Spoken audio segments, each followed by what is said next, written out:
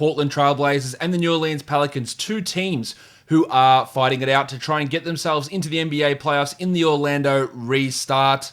Michael Bolton. Let's get to it. Let's get to it, indeed.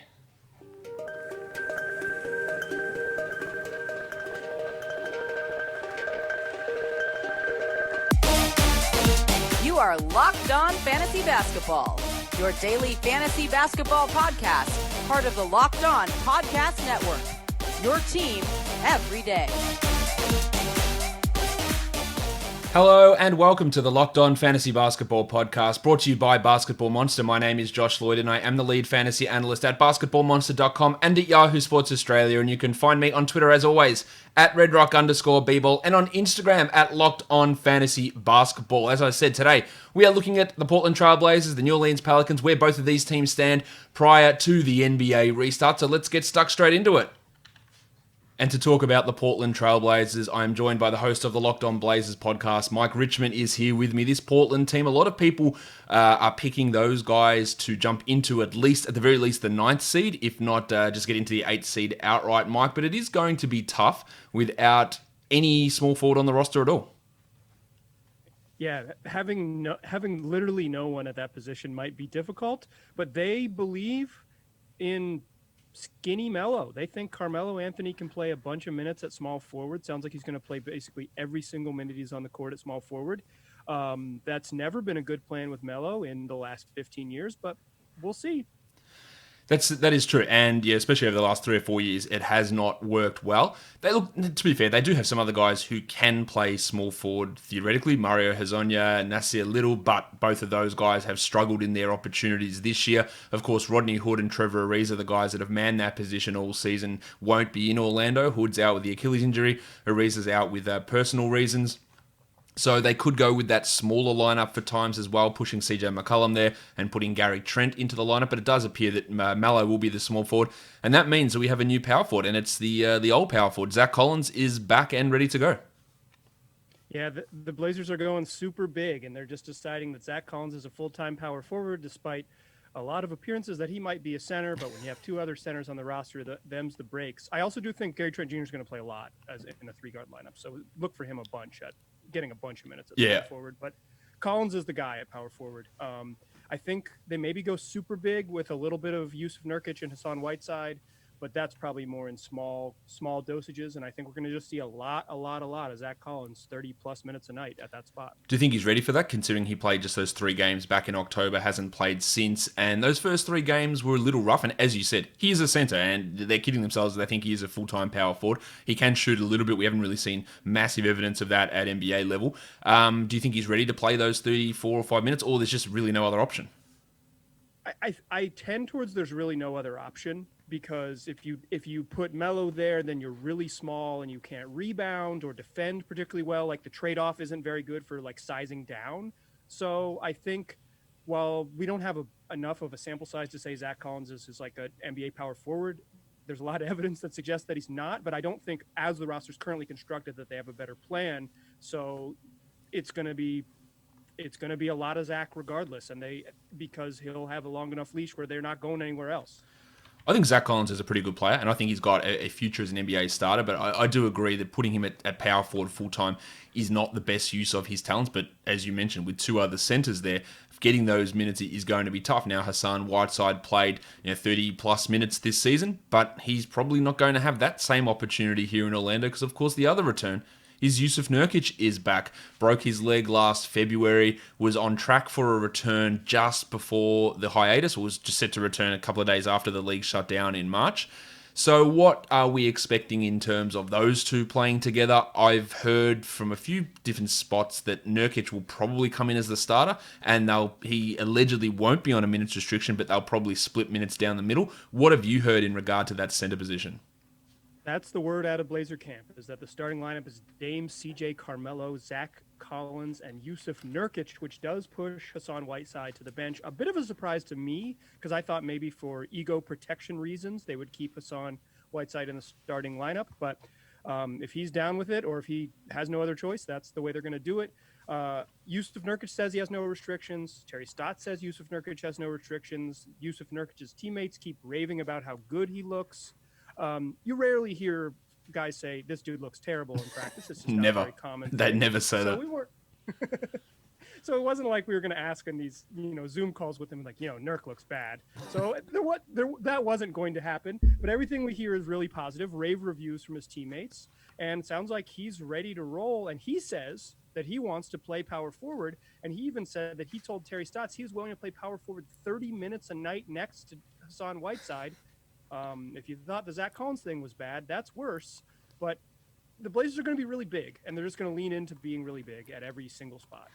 So the thing that always happens, and we're so blessed this year that we've had 2 preseasons. So we've had 2 episodes of Muscle Watch and 2 episodes of the big man shooting 3. Because we've heard about this from Nurkic so many times. He's stepping out. I don't know if it's him or Steven Adams that has had more. This guy shoots so many threes in practices and then never does it at all in games. Is it possible? Are we going to see stretch Nurk? I think he will shoot some threes just because of if he plays alongside other bigs, where do you stand on the court? There's some just sort of geometry stuff. If he might be standing near the 3-point line, so he might take a 3-pointer. But I don't think he's going to launch. I don't think we're seeing 3+ attempts a game. I just think one of his maybe 20-foot jumpers, he kind of spaces a little further and turns it into a 23.5-foot jumper. But in general, no, I don't think Nurk is a bomber. And I think to me, it's bad because Nurk's best skill is that he's a giant person. And you want those giant people to be near the rim to get rebounds and score easy baskets and things like that. I think the closer he gets to the rim, it's better. Sorry for the revolution. I agree. And he also has that ability that when he gets to the rim, he's a pretty strong finisher and he's a good passer out of those situations. Whereas if he is at the 3-point line, this is a guy that's like a 5% career 3-point shooter. Yes, 7%. Sorry, I undersold him a bit there. Yeah, yes. Come on, that's a huge increase. That's like a 50% increase. In He's 3 of 42 over his career, and he hit those 3 in the last season. That in 18-19, he hit 3 threes. He took 29 attempts, but did hit 3 threes in that season. So I don't think if he's out there that people are going to be like, oh, we've got to close out, and then that opens up passing lanes for him, which again is one of his massive strengths, being able to be a really strong passer and bring other players into the game. Now, notorious mellow person and great teammate Hassan Whiteside, how do you think he'll respond to the benching that looks to be ominous here? There's 2 schools of thought here. There is one where Hassan Whiteside throws a pity party and just doesn't bring it. He's known to have some sort of waning effort moments or sort of some just sort of commitment stuff that maybe fluctuates here and there with his game. But the other school of thought is that he understands that presenting like a really good teammate in Orlando is the best way to get paid, either by this organization or another, and that he's going to prove that, hey, I'm an impact player regardless of role. I worry that maybe you don't get fully bought in Hassan Whiteside, but I'm willing to believe that because it's such a short window and because the games are so meaningful that they can maximize what they get out of them.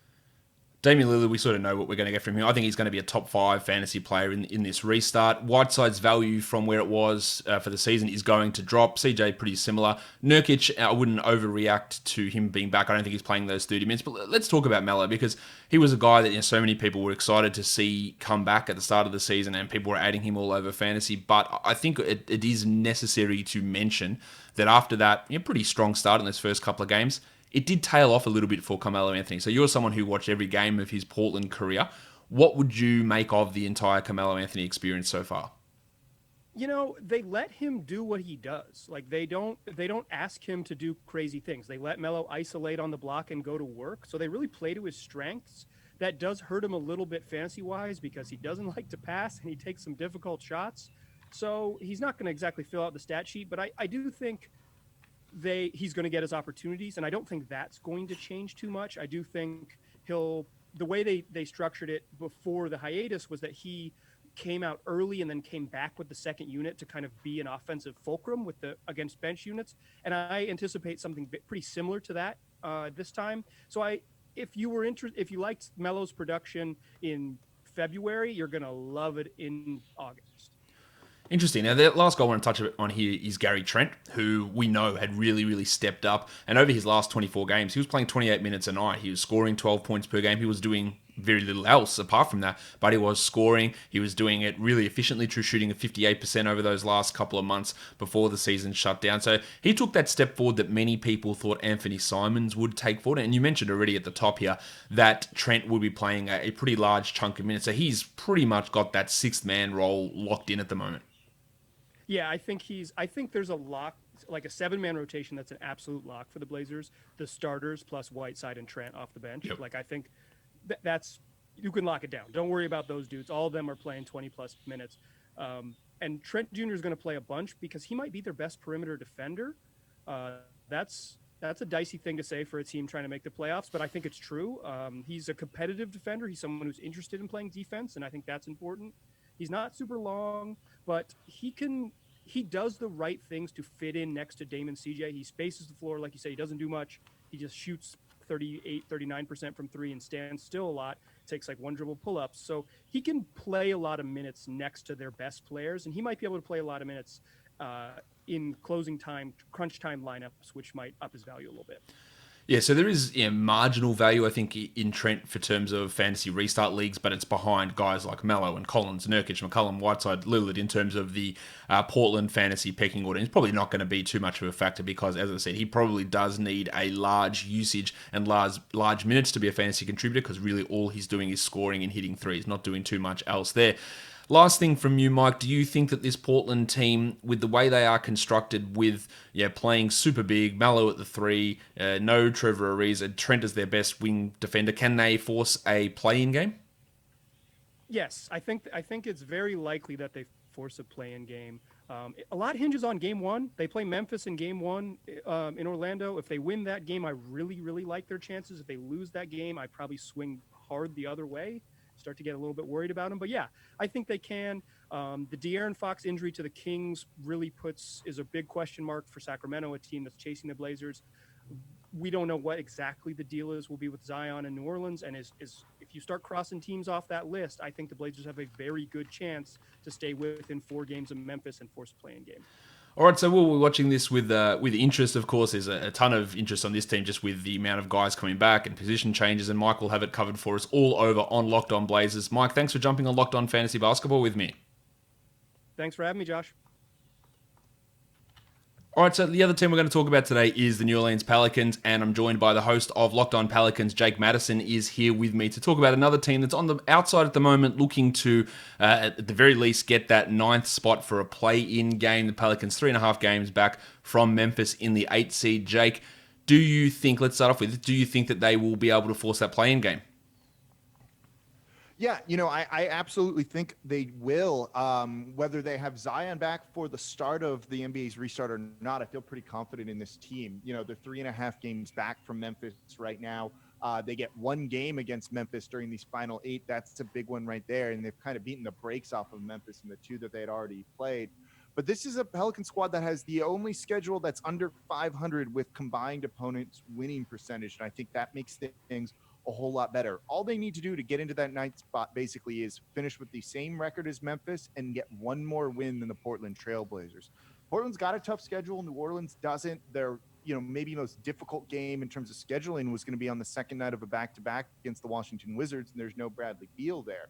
So when you look at these final 8 games and how easy it is, 6-2 is something that's very realistic for New Orleans, which I think would get them into the 9th spot.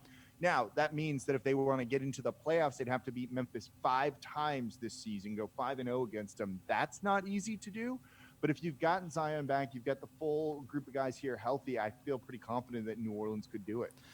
Yeah, I think that they have to be considered at least the favourite to get into that 9th spot, if not the 8th seed. I just talked to Mike Richman of Locked On Blazers about the Blazers, and he thinks that the Blazers can get that 9th seed, but you're right, the schedule difference is massive there. They both sit in the same spot at the moment, but Portland's schedule has gotten significantly harder. The Pelicans was already easy beforehand, and they've maintained an easy schedule, so it's not like they're getting a free ride here. Their schedule was by far the easiest anyway in the regular season that is no more. So they do have that advantage, but you touched on it already. Zion Williamson, where are we at with him? Because he did have to leave the Orlando bubble to tend to a family situation. Have we had any updates on that at this point? No, unfortunately, we have not just yet. And when Alvin Gentry spoke to the media just the other day, he said he hasn't spoken to Zion since Zion left the NBA's bubble. So obviously, if he can make it back, maybe by Tuesday, he should be potentially, depending on the testing and things he's done outside of the bubble, be ready to go.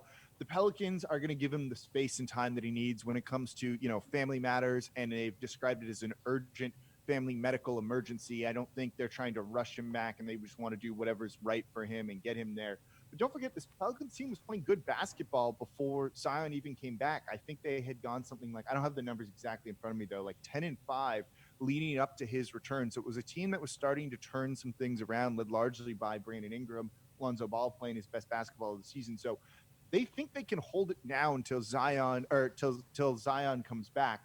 They'd like to have him for the start, but I think they can weather the storm for maybe those opening games against the Jazz and the Clippers, which who knows what those are really going to look like. Yeah, I wouldn't go as far as to say that they were playing better without Zion, but fitting him back in was an adjustment when he did restart the season. And without Zion playing, it enabled guys like Derek Favors to play more minutes, which is a real solid defensive backbone of this team. And I think that helped there too, rather than going for more of the Nicola Melli minutes, which is the way Gentry seemed to run when Zion was out there. So it is not a lost cause by any means. And you touched on Lonzo Ball, who was putting up ridiculous numbers. Now, in those games that we did see Zion play, you talked about Brandon Ingram, and he's probably the favorite for most improved player this season. How did you see those two working together? Was there any concerns with how Ingram was fitting alongside Zion? His production seemed to drop a little bit there, but just from what you saw and any numbers you have there, but how did Ingram seem to look alongside Zion? Yeah, there's definitely going to be growing pains in a situation like that. You've got to get Zion the ball. We've seen how good he is. That takes the ball out of Brandon Ingram's hands. That means some of the counting numbers are going to drop. His points basically dropped about 4 per game or so, from 24 to about 20, which not significant, but that definitely means things. But if you watch him out there, his role kind of shifts a little bit too. He was less aggressive, less trying to get to the basket and score and drive and all of that, and more focused on being kind of a spot-up threat. You need shooters around Zion. It's why you said Gentry likes to see Nicola Melli alongside Zion in the front court as opposed to Derek Favors. You just need court spacers for him.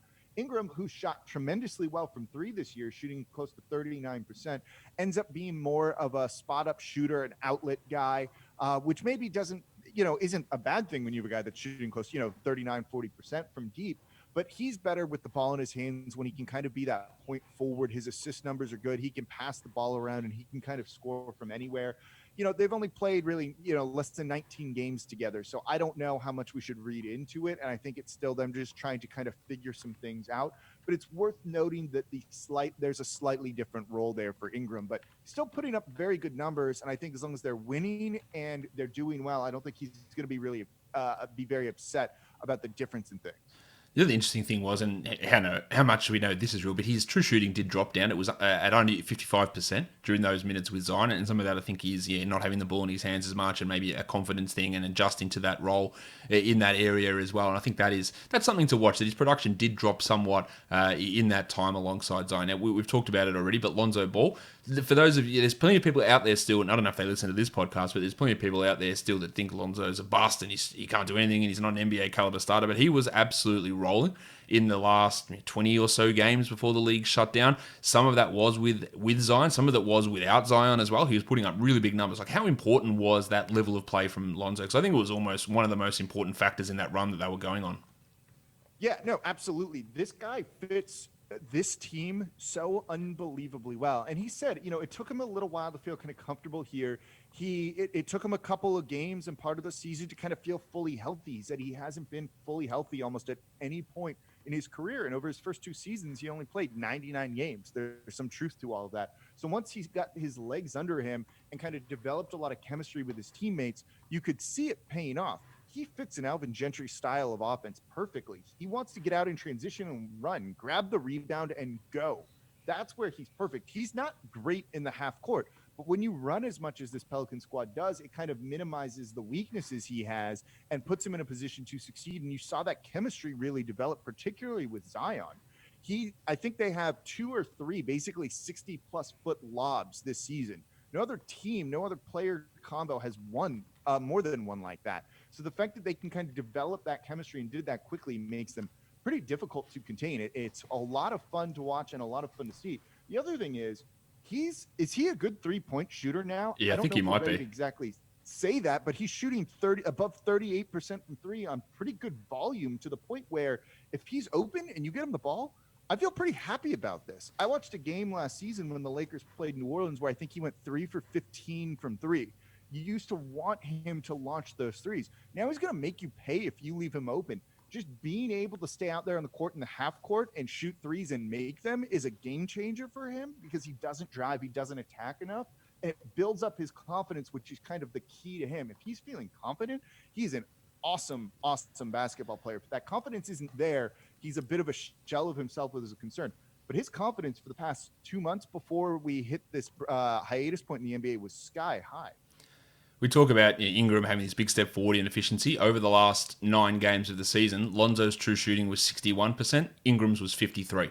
That is a big difference. And even if you look at the last 20 plus games or 20 games, they were both at 57% true shooting. So both shooting at the same efficiency. Lonzo over his last 23 games is shooting at 42% from three on 6.5 attempts per game, which is a huge volume and huge efficiency. And even his free throws somehow got up to 67%, despite being under 46% for each of his first 2 seasons in the NBA. So he's made big strides. It has been a little bit lost this season that he has taken those steps forward in his shooting numbers. His true shooting's gone from 49 overall to 53, but that's back half of the season had taken it up to above NBA average numbers.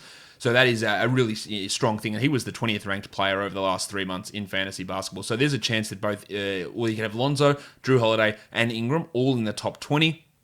At least in the top 30. Ingram might slide depending on Zion's position there. And even Zion, if he can get the defensive numbers cracking, along with the offensive efficiency, he could jump up there. So the Pelicans could be one of the best teams to target. And we know, Jake, that they are going to be going hard in pretty much every game here. Yeah, they don't have a choice. These are 8 playoff games for them. Everyone refers to them as seeding games, other things like that. I think the Pelicans are looking at this as 8 additional playoff games. And this was the team's goal to start the year. I don't think it was necessarily getting into the playoffs. That would have been the lanyap here in New Orleans for them. But it was just play meaningful games in March and April. So they didn't get to play meaningful games in March and April because of this. But now they're going to be playing meaningful games in July and August and hopefully on from that. And that's what they're looking for, because they want to see these guys kind of grow in these pressure-filled minutes. I think this kind of bodes well for the future if New Orleans does well over these 8 games. And they were playing their best basketball, so they're looking to kind of carry some of that form over from mid-March until now. But you're right. Where we may see the Jazz or the Clippers kind of go through these first 2 seeding games is almost preseason games, something like that. They might not take them all that seriously. The Pelicans are going to take those first 2 games unbelievably serious, and the final 6. They don't have a choice. Yeah, they have to. Now, with everyone healthy, let's assume Zion's there. Minutes for Drew and Lonzo and Ingram and everyone ready to go. The sort of backup guard situation with Josh Hart and JJ Redick, they probably are going to get squeezed a little bit based on they're playing 27 and 26 minutes a game over the course of the season. Do you think that who's going to be the winner there? Is it going to be on a case-by-case basis, or will Gentry just eliminate the last guy in the rotation, which is probably going to be Etuan Moore, get him out and just go with that really shallow sort of rotation of just an 8-man lineup? So I think it'll be the opposite of that, at least based off what he said to start with his press conferences so far from the bubble. I think they're being very aware that injuries can occur during a time like this, particularly after 4 or 5 months off of basketball. And I don't think you're going to see very many guys right off the bat playing 30-plus minutes per game right now. I think they're going to really kind of rely on some of the depth here. Josh Hart can fill a variety of roles from New Orleans. You'll see JJ Redick absolutely be out there when they need more shooting and just some of that veteran presence on a very young team. They're very high on Etuan Moore. He's kind of been a good workhorse for them. If unspectacular for the past couple of seasons, started basically a whole season out of position at small forward for New Orleans. So they like the versatility that they have with these different lineups. So I would not expect to see a guy like Drew Holiday playing 36 plus minutes right off the bat, closer to 30, which means other guys down the line are going to get more minutes. Now, if you have kind of a must-win game, maybe the one against Memphis, maybe those 2 against the Sacramento Kings, they might shore up that rotation and go a little bit shorter and play those guys heavy minutes. But I don't know if that's going to be the norm during all of this based on what Alvin Gentry said so far. All right, so that will be interesting to watch because, again, the Pelicans need to win these games, but if they do have a lot in hand, they are able to rest some of these guys or at least limit what they do. Jake, you'll have it covered for us all over on Locked On Pelicans as things unfold. Thanks for coming on Locked On Fantasy Basketball with me. Of course. Thanks for having me on, Josh. And that will do it for another episode of Locked On Fantasy Basketball. Don't forget, subscribe Apple Podcasts, Google Podcasts, Stitcher, Spotify, and on YouTube. Leave a comment down below. Tweet at me at redrock_Beeble. And of course, a 5-star review always is appreciated over on Apple Podcasts. Guys, we are done here. Thank you so much for listening, everyone. See ya.